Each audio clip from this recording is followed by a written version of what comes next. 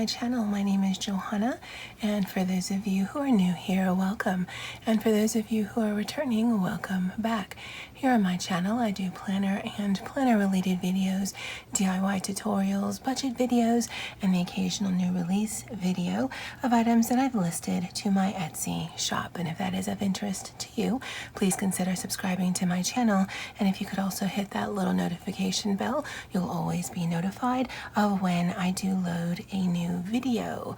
If you share, like, and comment on this video, that does help my channel grow and would be truly appreciated.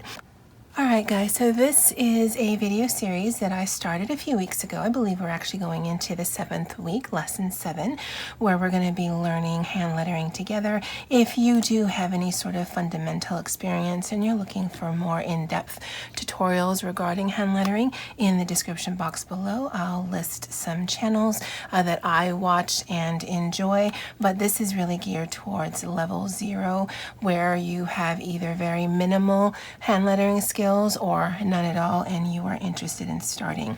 This is my DIY lettering book that I put together. Basically, I just took it off the book bound system, punched it, and put it on discs.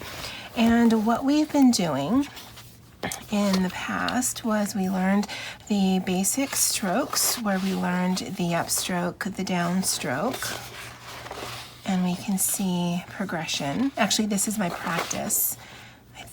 Yeah, this is where we started. So we started the upstroke, we did the downstroke, and then we just practiced some things. And then every week thereafter, we learned new strokes. We learned the overturn and the underturn, the compound and the reverse compound. We learned the ascender and descender. And because I used the back of the papers, it gets a little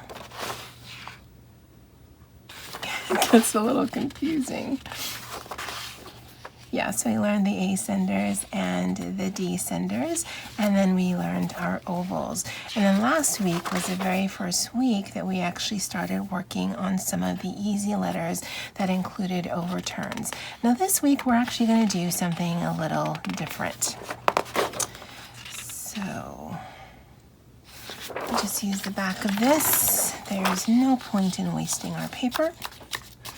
Now, at the beginning of every tutorial, I have you, or every lesson, I have you do the big E at the top. Well, we're not going to do that today. What we're going to do today is we're going to put today's date, which is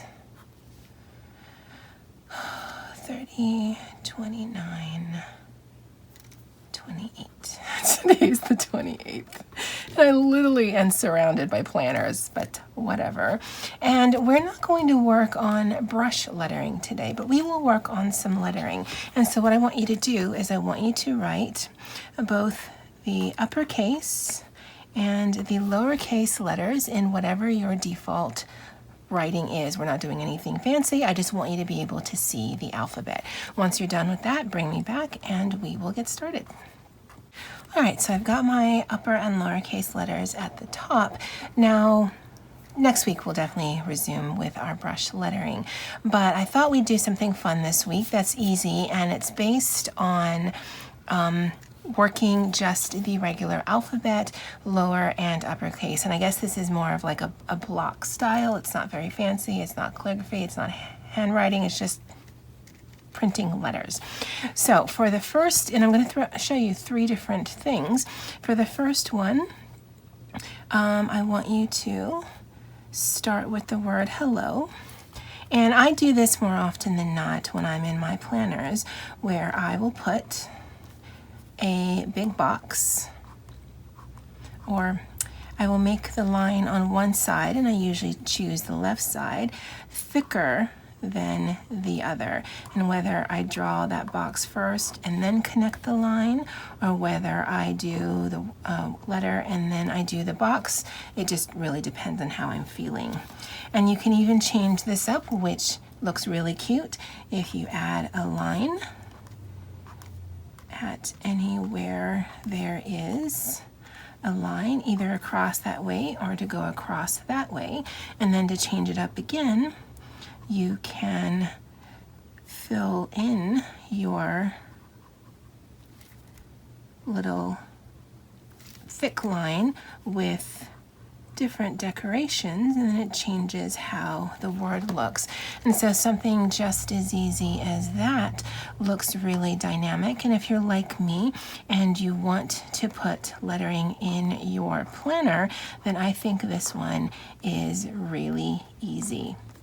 And you can do it with both the uppercase, all uppercase, or you can do it with the upper and lowercase. However, both I think look really cute. Now, something that you can do, which is an offshoot of this, is you can change up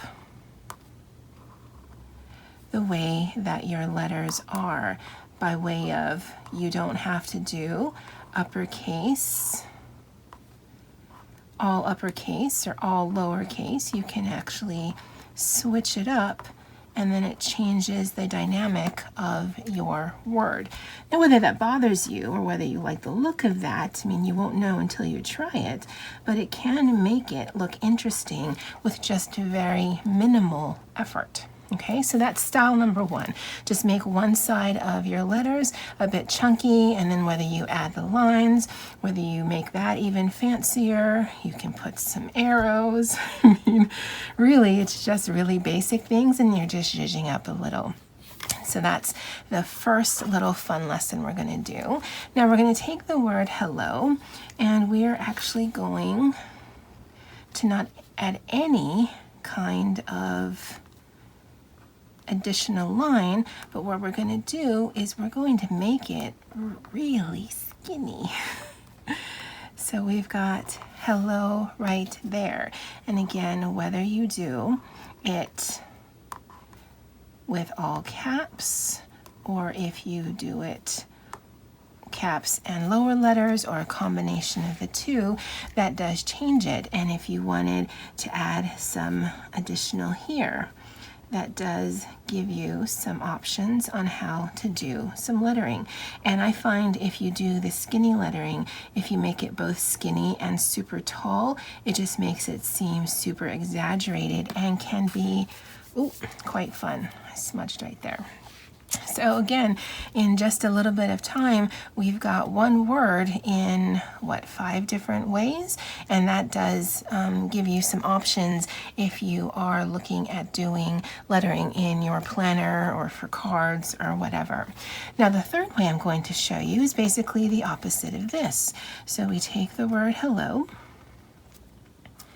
and then we make it really chunky, so that it takes a lot of room, and we still have the same word, it's still the same fundamental letters, and yet it looks completely different. And if for this one you wanted to do a little bit of a scalloped edge, you certainly could do that.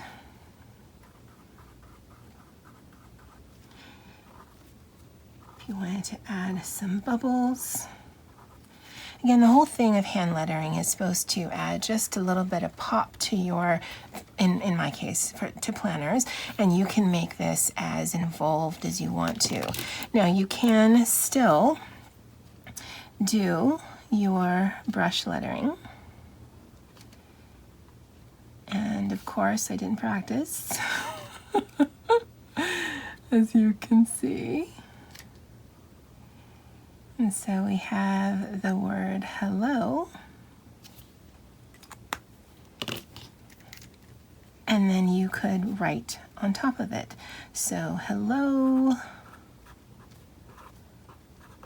October.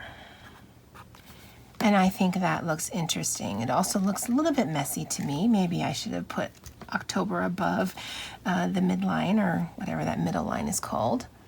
The X height, I've got things right there, but it does give you options, especially if you're like, okay, I'm 6-7 weeks into this project, Johanna, and it's all well and good that we are practicing these things together, but I want some payoff. I want some kind of return on my investment of time. And if you don't feel comfortable just adding your brush lettering to your planner, although I say go for it, why not? Then this would be a way to get that little bit of small wins, because you've been practicing the word hello for weeks now. So you probably have at least a comfort level of it. And then if you can start adding some easier lettering, because it is still hand lettering, this isn't how you would write a note or a paragraph or a book. You wouldn't go through all of this for that. Then it is still, I think, a win. I think that looks really sweet. I'm going to use that, I think. So this is going to be a little bit quicker lesson than they have been. You can, of course, continue to do your drills. I definitely recommend it. It just does help when you are practicing your lettering. But you know, try this out. Try the block lettering with the extra line. Try the really thin and tall. Try the really squat. Or if you want to be super crazy, do a combination of both. Again, I don't know how good that looks, but it does look different. So if I am doing a pen only spread, or if I've got a lot of decorations and not a lot of things going on, but I still want to take up some of my boxes, then I can write bigger, or I can emphasize certain words, and it does just make it look interesting and dynamic. All right, guys, well, that's the lesson for today, such as it is.